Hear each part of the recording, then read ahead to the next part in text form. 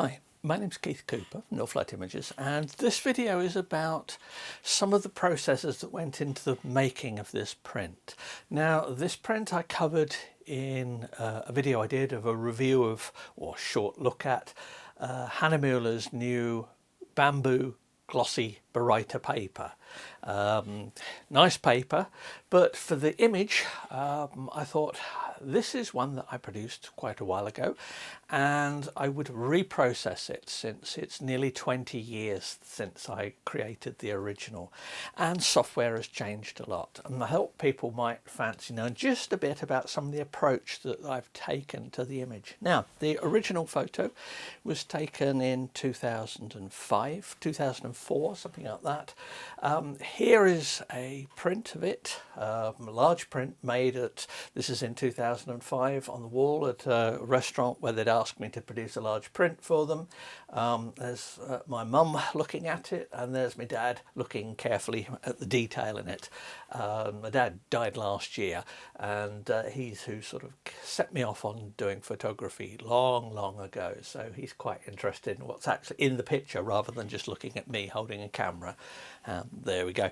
Anyway, the picture was taken on a Canon 1DS using a 7200 2.8L IS lens, so fairly good lens, but the Canon 1DS is only 11 megapixels. I say only. In 2005 that was a lot. Full frame, first full frame DSLR that was easily available, and I got it, and it was what I really started off my professional photography business with. But this was on a trip to Colorado. The photograph, the place is Fish Creek Falls. It's near Steamboat Springs in Colorado. I stayed there for a while. I've looked again at the photos I took on the day I visited here, and as quite often with these things, this was one of the first photos I took when I got there. It was just that sort of walk around the corner and whoa, there's the view. Now, the original, I'll go through the steps that I've taken to process this image and some of the reasons why I did various things. But the original image, and I've opened it up here simply in Adobe Camera Raw, because I don't need anything particularly fancy in the raw processing of this. In fact, I don't want to do anything much in the raw processing. The image, it was obviously the original color image. It's taken on a bright day. The sun is quite strong, and the sun angle is important in this. Now, I have been back to this place a couple of times since, and the sun and the amount of water, because it was in spring, in April time if I remember rightly, just haven't been the same. And it shows for something like this that it is about lighting and being there at the right time to show things. I've got other photos I've taken of this that just don't look anywhere near as impressive. Now, the shot itself, you can see the sun's coming down on it. It's lighting some of the water down the bottom here as well. In fact, the image is ever so slightly overexposed. If I check for clipping, I can see that I've hit peak white, clipped the image slightly in some of those very bright bits of the water. With older images, you had limited, compared to today, dynamic range of sensors, so you had to be a lot more careful with exposure. Now, in processing this image, I've done very little to it. This is just opened up, as I say, using Camera Raw, albeit the latest version, so there are improvements on it. The version that you can see on the wall here, the raw processing was done with DxO Optics Pro, because that produced better looking raw files at the time. These things change. This is why every few years I look at aspects of my workflow and decide, do I need to change something? Am I missing out on something here? Or is it just something that I just don't really need to bother about? So the process that I went from this same file to this image here, this print, and the print looks great, in 2005 is different to what I've gone here, purely because the software that I've used today didn't exist then. Is it better? There are reasons that it's better. However, the print where it is there, and it was created to put on the wall in this space here, The print here worked. Nobody went up to it and went, oh, is this only an 11 megapixel camera? This looks awful. No, nobody did. What people looked at was the actual scene itself. So that is the clipping areas. What I really want to do when I look at detail in this, we can see, and this is magnified, this is viewed at 400% or something like that, so I can see individual pixels. I can see that it's decidedly white in some areas. Even though it's not burnt out in these areas, there's very little contrast in some of the highlights. Now, one of the features I want to make of this particular image is detail in the highlights areas to give a bit more life to the water, to try and give a bit of action to it. Now, that's the picture zoomed into the raw file as is. If I drop the highlights a bit, we'll see we bring in much more detail. Now, that makes some of the other picture a bit dark. I don't care. I can bring that up. I'm working at 16-bit here. I'm working in ProPhoto color space. ProPhoto color space for a color image? Yes, because I want to maintain every bit of information in that file until the point I decide to convert to black and white. Now, I've got lots of stuff about conversion of black and white, and I'll put some links in the notes to this to collected ways I've got of doing this. Now, in case you're thinking he's not said what his settings are and various things, that's because I'm not going to. If you were after a step-by-step guide, recipe style guide of how to produce this picture, I'm not going to do it because every picture is different. Every picture, for large prints like this, every picture needs looking at for itself to see what its levels of detail are, what its coverage of the highlights are. If it was taken with a different camera, if I took it today, obviously I would take it today with something like a GFX 100S and I would have no problem whatsoever in as much detail as I liked in the picture. But the lighting's still got to be right. But every camera will be different, different ways of processing the raw files will be different. But the key here is I'm not doing much in the raw file processing here. I'm just doing a few adjustments just to make it a little easier to process later. I've knocked back the highlights a bit to try and give me a bit more detail in that white water that we've got here. Now, there are bits that are solid white and no amount of recovery will bring that back. That's why you should always be careful with your exposure on subjects like this. But, you know, this particular one, I've got another shot that is slightly less exposed, but it doesn't look, the water doesn't work quite as well. That's another thing with dynamic subjects like this. I'll often take several shots. This is handheld, by the way, as I didn't even have a tripod with me at the time. So take several shots like this and then look to how the structure of the water changes. Does one work better than another? This is the one that works best. This is the one I like the most for it. This is the one that got used. But if you're thinking ahead of this, and I always envisage this as a black and white shot, if you're thinking ahead, it does help to take several shots just to allow for bits changing. Now, you might say, well, if you'd used a tripod, you could have taken long exposure and have a nice misty look to everything. Ugh, I really don't like misty sort of long exposure waterfalls. To me, their action, the dynamism of flowing water like this is captured by short exposures where you can get droplets of water in the air. It is not, to my taste, served by turning everything to mush or haze. You may like that, your taste, just not mine. I just don't like that long exposure. The same as sort of, seaside shots. If I want waves caught with detail in them. I want some crispness. Well, maybe a little bit of movement. I don't want the sea to look like it's fog. That's fashionable for my liking. It's a fashion that comes in. These things change. Yeah, a picture like that may get you a lot more likes on Instagram, but who cares? Yeah, it doesn't pay the bills. It doesn't produce what I regard as satisfying photos. As ever, your mileage may vary. Tastes vary, whatever. But anyway, back to the detail. I've got more detail just by dropping those highlights a bit. So there's the picture, still colour, and the pixels on this are huge. You can also see they've got little coloured sparkles in them. Now I've turned down noise processing, and I've also turned down colour noise processing for all of this stuff here, and I've even dialed back the sharpness a little bit. So there's not much sharpening going on here anywhere. I will be sharpening, several different types of sharpening, but not here. Here I'm looking at getting an optimal processed raw file for subsequent processing as a black and white image. I know that I'm going to be doing lots of things. The temptation is to try and fix everything at the raw processing style. Yeah, if you're using Lightroom, that to me feels like Lightroom, great for raw processing, but then all the other stuff encourages you to do too much at the time, not to look at pictures. But then I've never greatly liked the processing of Lightroom. Now, as with this, I ended up with a huge great folder full of versions of files and various things.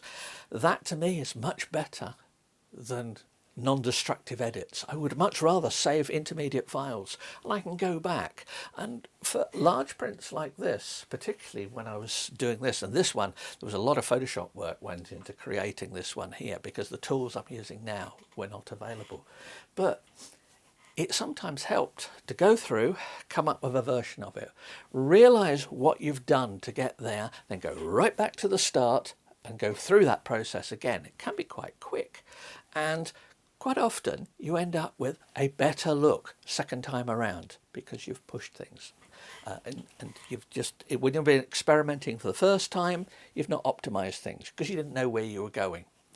The second time running through, third, fourth, whatever, running it through, you have a better idea where you're going, you can see what to change. But there's the detail in it. Let's go down here. There's the picture after I've processed it, and I've got a bit more detail back here in the bright parts. Everything else looks reasonable. It's a well exposed. I'm not really worried about the colour or anything because it's going to be a black and white print. The colour is important in this one though, so I will come back to that. But I've got the overall general tonality of the picture looking fine. There are no localised adjustments on this. This is all global stuff at this change. One little bit on it, the lens corrections. If I have, and this is once again looking massively magnified at one of the rocks, so I can see individual pixels here on this. You can see little bits of colour and stuff. Now, chromatic aberration fixing, that actually does help, I've found. Now, I've got several other articles looking at creating big prints from smaller megapixel images. I'll put links to them. There are videos as well, but I'll put notes to these in the video notes here. That's the picture with no chromatic aberration correction, and that's it with chromatic aberration correction. It hasn't changed these little speckles of colour that I can see, but it has got of some very gentle fringing on the edges. I haven't bothered with lens corrections. I don't want to change the image geometry or do anything to it. I haven't bothered in this particular one with vignetting correction either. The amount of vignetting that the lens produced is what it produced.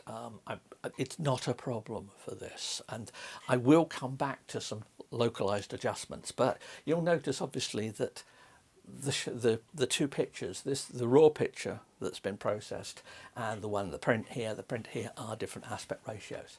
So I do need to consider if I'm going to crop it. Before that though, I said I'd missed out sharpening in the raw processing of it.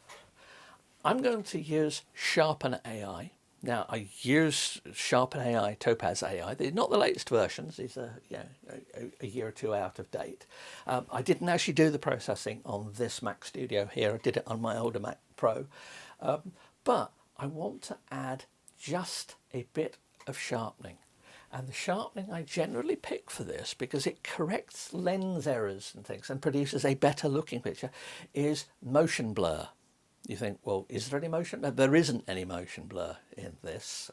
It's an image stabilized lens, and I was being quite careful in taking the shot. Yes, it is handheld, but even so, I've used motion blur, but I've used it at very low levels, just to increase the overall sharpness without generating artifacts. I've found that if you sharpen an image slightly before you go through the enlargement stage, you get better results. Now, that's covered in some of the articles I've written. There's lots more detail on it. I've got stuff covering that. But suffice to say, I knew I wanted a bit of sharpening, and that's the sharpening I've added there. Now, there's some detail now. What are we going to do? It's not enough detail in the picture itself, printed at this size or even this size. How to expand it. Now, the original version here, I did multiple expansions. I did blends and all sorts of things. This one, I popped it into Gigapixel AI. Now, this is version 5.8. It's version 7 has just been released. I will be having a look at that, hopefully, on this computer to see how things have changed and whether it makes any difference. Probably not that much of a difference, but it's always worth testing. And I'm doing a massive enlargement of the image. I'm enlarging the image 6 times.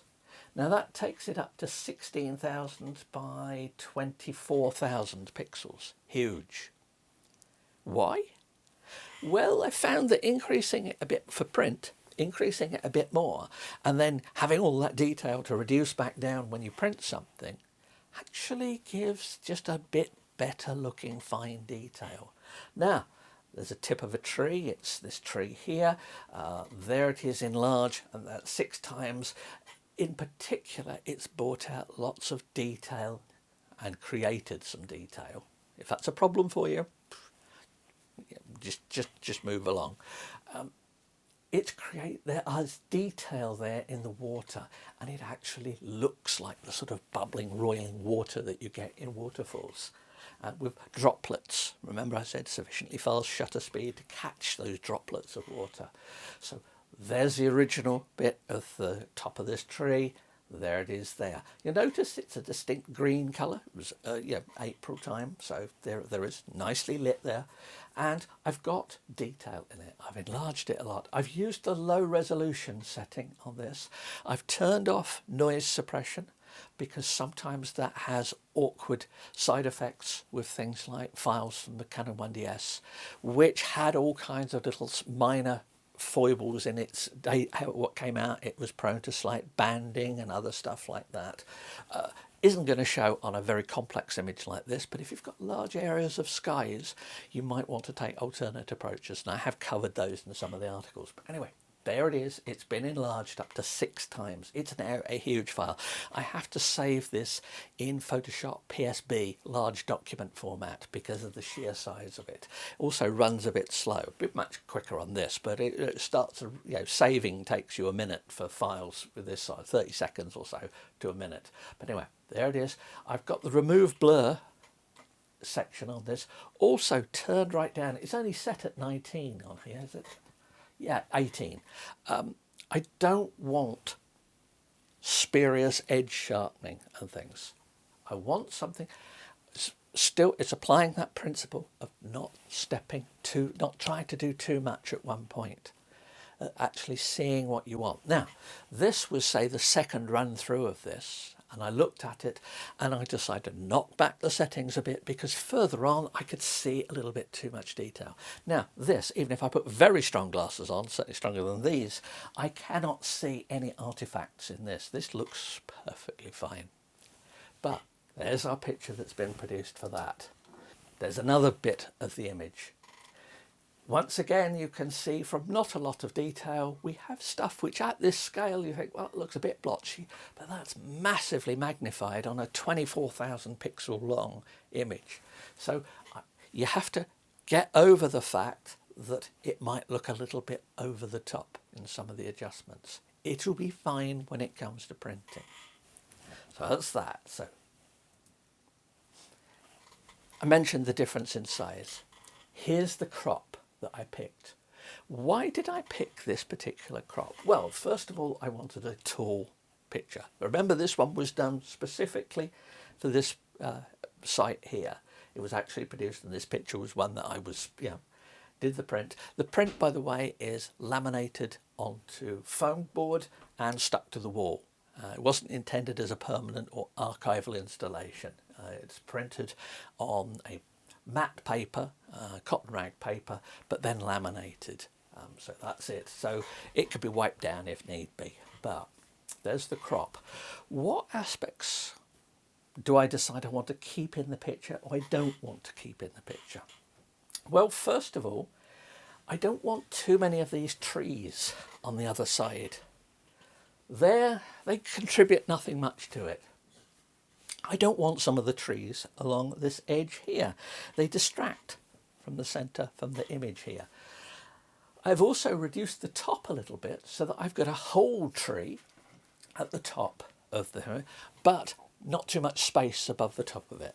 Now, my approach to cropping images, if I don't have a specific aspect ratio I have to stick to, is always to pay careful attention to things.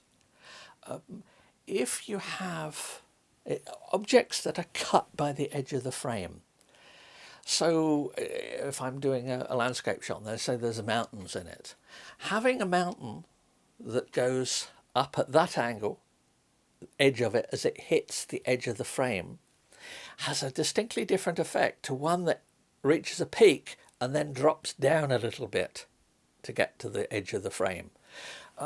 It's one of those things you have to experiment with, but experiment with cropping to see how tiny adjustments around the edge can affect the feel of the whole image. It's something I learnt when I started making big prints, was that relatively small amounts of changing where the edge of the frame was could have quite a distinct effect. Now, if you want to claim an extra bonus points for using the whole frame of the camera, well, good for you, but nobody's ever awarded me anything for that. It comes as no surprise that when I did film work, I wasn't the least bit bothered about showing rebates and things like that as well. But there's the picture as it is, has been cropped. Now, that's in colour. I need to convert this to black and white. Now, there are lots of ways of doing this, and as I'll put a link in the notes to it. You could use a simple channel mixer here, but just for convenience sake, I'm using Nik Silver Effects Pro. Now, I've used it for years. Once again, be careful about not overdoing things. It's possible to do all kinds of local contrast enhancement and various other things like that, which produce things like halos, they produce unnatural looking contrast, all kinds of things. Once again, a tool to be used sparingly. And in this instance, this is Nik Silver Effects has opened up with it, and there's the image converted to black and white. I've done nothing to it here. There's no significant changes, that is it. Now, in looking at that image, one of the things I notice is that these trees, nicely backlit trees, so they've got lots of detail in them, they're just not very obvious. But remember I said that this is a colour image, remember that bit of colour? The trees are green. So if I go to the filter section here, I know I've done nothing with all the settings of structure and things like that. I will come back to that, but this is just a basic conversion. What I've done next is applied the equivalent of a green filter for taking black and white. Now, the green filter lets through more green light.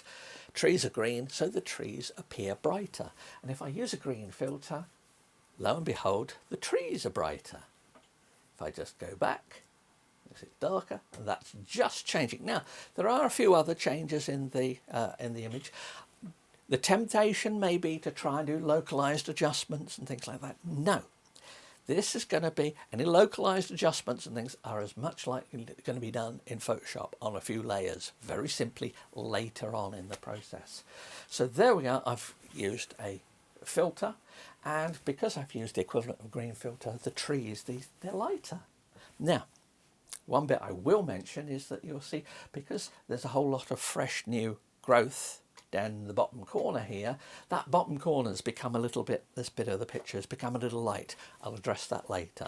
But the key element here is the trees now have a much more balanced level of lighting to the whole scene. Now, it's going to need some more work on it, but the only other thing I'm going to do in Silver Effects is add a tiny little bit of this structure adjustment.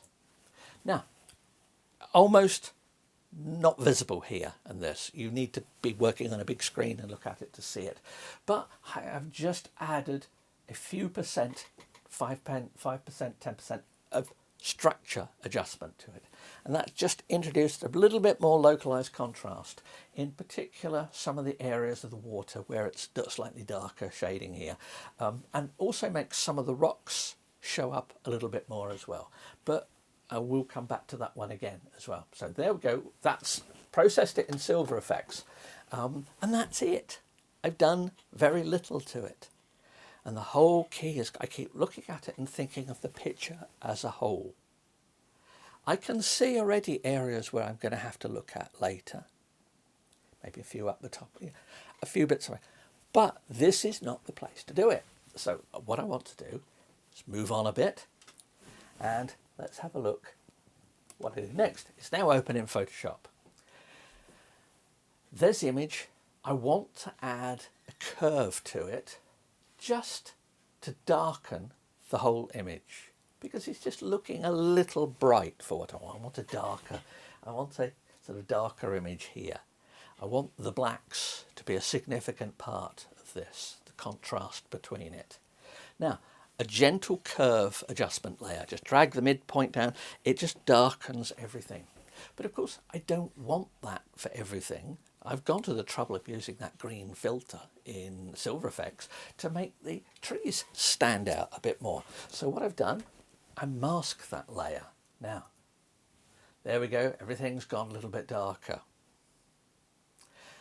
What about the masking? I'm just painting in using a light brush, only a few percent flow, so there's no hard edges, and I'm just masking out this curve. Remember, this curve darkens things, so where I paint on the mask, it will not affect, so it will lighten things again or return them to how they were.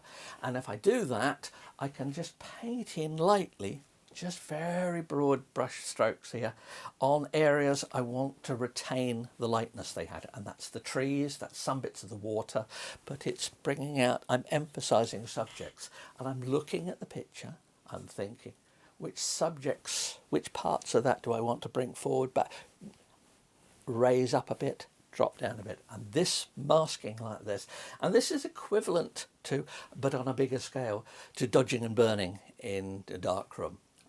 I could never do this, a print like this in the darkroom. My printing experience was simply not up to it. But the skills I learned in doing it or trying to do it are what still play here. And these are, useful skills I picked up 25, 30 years ago. And they are still useful in the way of looking at pictures and thinking how to make adjustments. So I've got that. Just in case you're wondering where I brushed stuff in, here is, I've made the layer visible. These are the areas where I've brushed in additional or removed the darkening that was applied by the curve. Remember, it's the way round it is.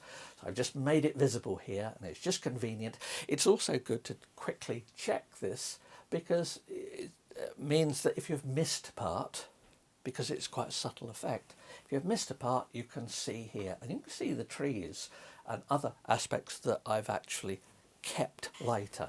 So that's the one there, and there's a next stage on for it. So I've got that. This is a bit darker. How have I done that? Well, I've got another curve, but this curve is also, it makes the whole image darker. I then use the mask, fill that so the layer is not applied, so it has no effect. I then paint in the effect of darkening. So I now have a broad brush. I can just go round and I can selectively darken bits of it. So I had one where I was painting in an absence of the mask, and that was keeping things light. Now this layer, this next adjustment layer I've added in, that darkens things, and I'm just painting that layer in on a few places where I need it, and it's this light greenery down the bottom here that came through a bit bright, one or two other little areas in the top corners and stuff, a little bit here in this bottom corner just to make that slightly darker, just because darkening around the edges and the corners does draw your attention into the subject in the printer, in the print when people view it.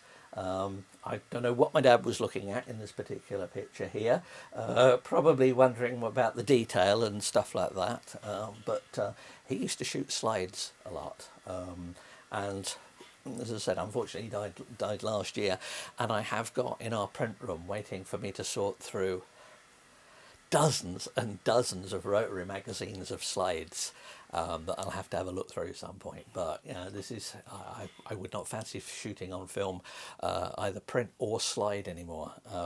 Yeah, it's great, you can get some good results, but it's a lot of work compared to what you can do here. Some people say digital is too easy. I say if you think it's too easy, you're not trying hard enough. I can do far more on this of things I would like to have done with film, with prints, much easier, and I can make big prints as well, so there's a big difference there. But anyway, that's the pretty much final adjustment version, almost final. I'm going to print this in this instance on 17-inch paper, although I've actually produced the image so it could be printed at I think it was 3 foot by 6 foot I was aiming for to be able to print. So this is what I've got here. One final bit, I'm going to run it through, since I got the Nik tool, I'm Nik Sharpener Pro. Now, because of the use of Sharpen AI and then Gigapixel AI, I don't actually need much in the way of print sharpening for this. And I've opened it up in Nik Sharpener Pro, and another piece of software I've used for years. I'll put some links to this as well on the notes. But remember, any of these techniques I'm using can be done other ways. The real important thing is knowing what you want to achieve. And I want to achieve two things here. I want to add a tiny little bit of print sharpening, and I've dialed it right back. It's down to 9%, the setting on here. So it's applying very little actual print sharpening on it. However, what I have added is some structure. Now, the structure adjustment on this works to increase tonal contrast. So it makes dark blacks a little darker, lighter colours a little lighter, but it does it in a way that works well on prints, and it just gives them more punch. Once again, you need to experiment. It'll vary by image. So if I say I did 15% here, don't go away and think, oh, Keith said do 15%. Keith said 15% is what worked for this image. What you do need is just a few percent. More than that, maybe too much. It depends on the image, and that's the whole thing. All the while, you have to keep thinking, what's the image about? Why am I doing this? What's important about this? And that's the key elements of it. But anyway, that's it. I've now got an image to the state I want. I've taken the colour image. I've done a few adjustments there to knock back the highlights a bit, to try and preserve detail there. Because if they're too bright, even if there's detail in them, but they're only in the top % or two of highlights, the sharpening tools and other tools on it tend to go, oh, that's white, and so they don't bother doing stuff. I want detail in the water here, and that's the important bit. So I've gone through that, I've produced that as colour, I've cropped it with how I want the crop to make sure. I've then, in processing it to black and white, I've made sure the equivalent of a green filter, so just lighten these trees a bit so they show up a bit more. Then when I've gone that, I've done a little bit of adjustment of tones, just a bit of, brushing in lightness, darkness in it with some adjustment layers on it. So I'm sure there are ways you could do something like this in Lightroom. I haven't a clue. I certainly don't want to learn how to do it in it. It's taken me years to build up some of these skills, and I'm quite happy with them. I don't do prints like this very often. Remember that this is not my workflow for my commercial photography. Well, it is, because this was a commercial print, but this was taken on one of my trips around the States a few years ago. the fact I'm selling it means, yeah, I'll get some money back from, you know, obviously for producing this print and supplying it. But what I got here, it's all about what works for the particular image. And if there's one thing I say is, if you are someone who feels you have to follow recipes to get results like this, please try not to. Experiment. Trust your judgment. It's why I'm a cook, not a baker. No two meals I ever cook will be precisely the same, because I don't follow recipes. I test things as I'm going along. I taste food as I'm cooking it and things. And that difference of approach makes a significant difference if you're making any large prints. You know, whether it's that one inside Wells Cathedral, that one which there was, you know, commercial architecture job. Any of the prints like this, they're all treated as an individual. So whilst the general process is there, the key bit is knowing where you're going to get. But anyway, I've produced that. I'm going to print it. I've set the size here. I've created a custom made design. I'm printing it on the Epson P5300 I'm testing, or 5370 in the States. Very similar to the P5000 that's down here. I set a custom page size of 43 by 86 centimeters, and I'm going to print it on that. And I'm printing straight from Photoshop. I'm using the ABW print mode. I'm doing no adjustments are in it, just as is, because this paper works with that. There is the print settings for it, printer manager's colour, because I'm using the ABW mode. I could print this from Epson print layout, no trouble at all. But anyway, there's the image, there's the print.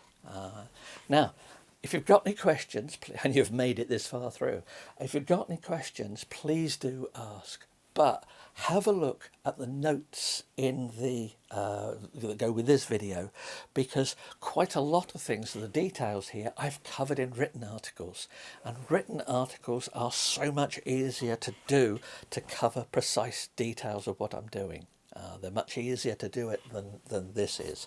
But I hope that's been of interest and helps a few people in making some nice prints. Thanks for watching. Please do subscribe to the channel if you find it interesting, and bye.